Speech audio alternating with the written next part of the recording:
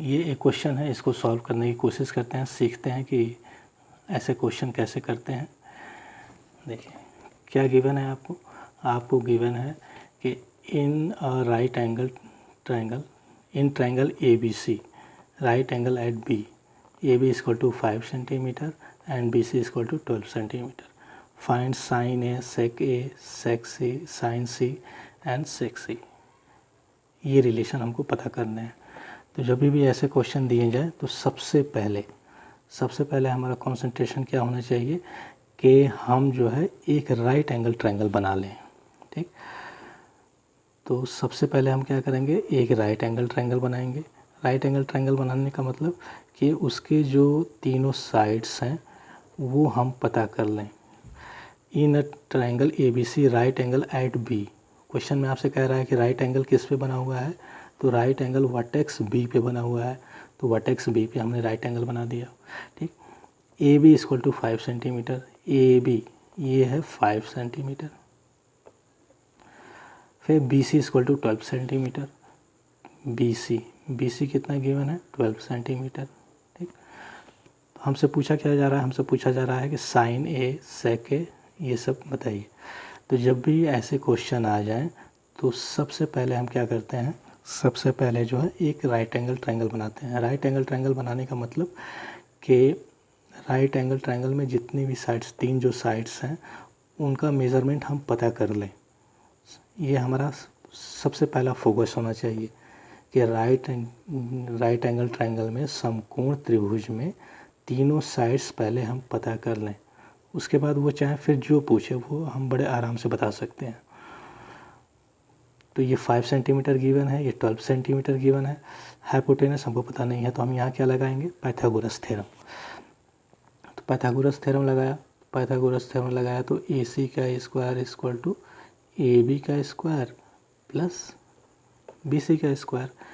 ए सी हमको नहीं पता है, इनको ऐसे ही रहने देंगे। ए बी हमको गिवन है 5, तो 5 यहाँ स्क्वायर है तो स्क्वायर लगाएंगे प्लस बी सी है 12, तो 12 का स्क्वायर। ठीक, 5 का स्क्वायर कितना 25 प्लस 12 का स्क्वायर कितना 144। इनको ऐड करेंगे तो ये आएगा 139। ठीक, ये कितना आ गया बेटा, ये आ गया ए सी का स्क्वायर। तो हमको ये ए सी का स्क्वायर आया और हमको चाहिए क्या, हमको चाहिए ए सी। इसलिए क्या करेंगे, इस स्क्वायर को इधर ट्रांसफ़र करेंगे।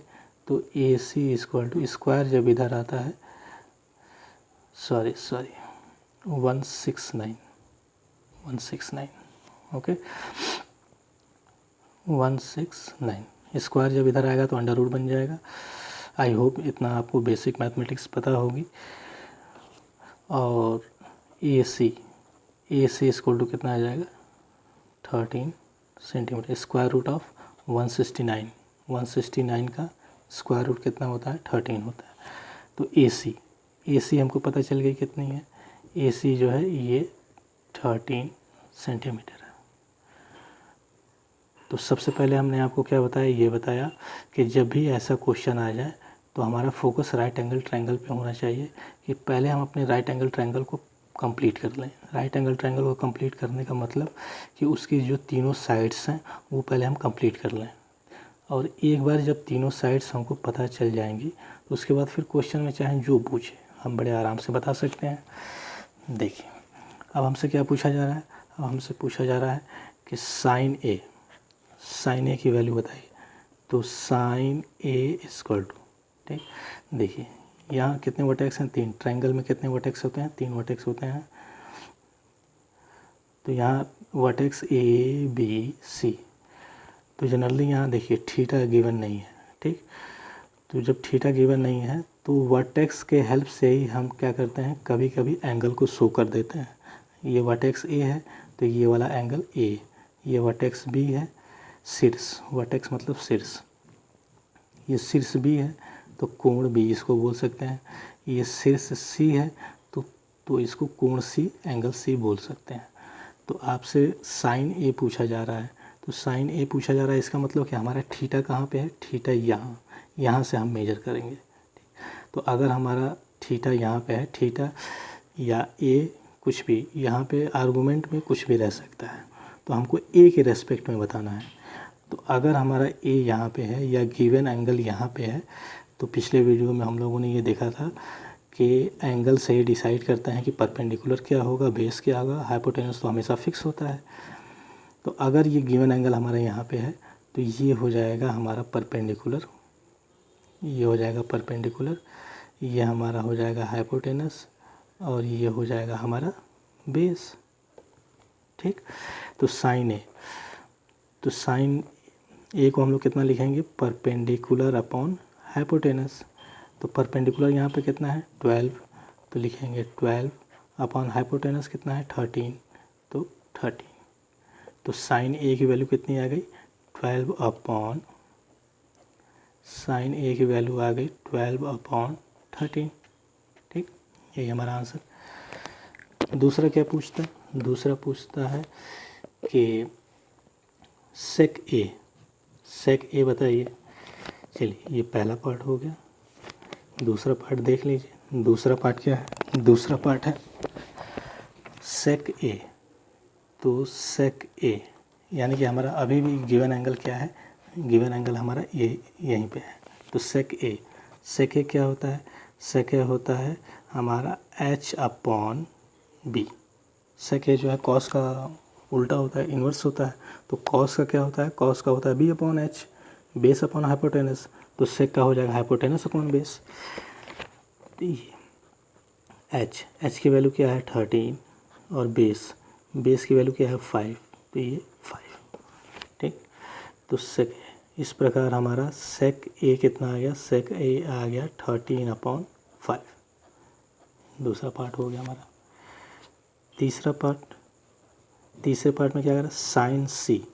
हमको क्या फाइंड आउट करना है बेटा, साइन सी फाइंड आउट करना है। तो अब हमारा जो गिवन एंगल है वो अब यहाँ पे आ गया। ठीक, तो अगर हमारा गिवन एंगल यहाँ पे आ गया तो बेस और परपेंडिकुलर तो चेंज हो जाएंगे, हाइपोटेनस चेंज होगा नहीं। ठीक, कोण जो है वो चेंज नहीं होगा, जो लंब और आधार हैं वो चेंज हो जाएंगे। तो देखिए, तो अगर आप चाहें, अगर आप चाहें तो समझने के लिए यहाँ पे फिर से बना सकते हैं। ठीक, ये हमारा ए है, एक ही फिगर में सब बनाएंगे तो मे भी कन्फ्यूज़न हो सकता है और गलती भी हो सकती है, तो यहीं पे आप बनाएं। ठीक, ये एंगल सी हो गया, ये हो गया 13, ये हो गया 5 और ये 12। ठीक, तो अगर हमारा गिवन एंगल यहाँ पे है तो परपेंडिकुलर क्या हो जाएगा, ये हो जाएगा हमारा परपेंडिकुलर, ये हो जाएगा हमारा बेस और ये हो जाएगा हाइपोटेनस। ठीक, तो साइन सी, साइन सी तो ये होगा पी अपॉन एच। पी की वैल्यू कितना, पी की वैल्यू 5 अपॉन एच, एच कितना है बेटा 13। ये तो साइन सी की वैल्यू कितनी आ जाएगी, साइन सी की वैल्यू आ जाएगी 5 अपॉन 13। ठीक, इस पुराने वाले ट्रायंगल से हम कंपेयर नहीं करेंगे, इसलिए नहीं करेंगे क्योंकि अब एंगल की लोकेशन चेंज हो गई है। पहले एंगल यहाँ पे था तो परपेंडिकुलर और बेस ये थे, अब एंगल हमारा ये सी पूछ रहा है ना, एंगल सी, तो अब हमारे एंगल ये हो गए हैं। तो अब इसके रेस्पेक्ट में परपेंडिकुलर और बेस चेंज हो जाएंगे, इसका ध्यान रखेंगे। अगर इसी के रेस्पेक्ट में लिख देंगे तो गलत हो जाएगा।